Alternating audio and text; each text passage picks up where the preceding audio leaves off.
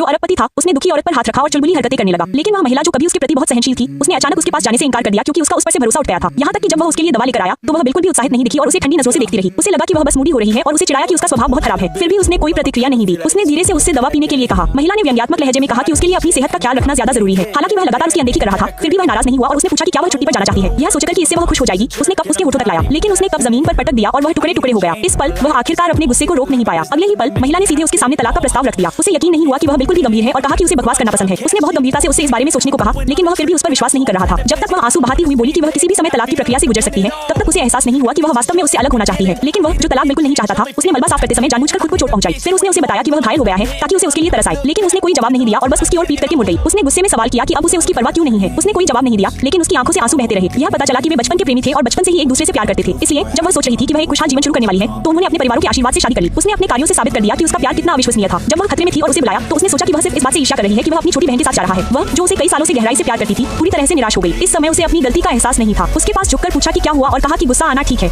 लेकिन तलाक का जिक्र नहीं कर सकती। क्या उसे अपनी गलती का एहसास हो सकता है?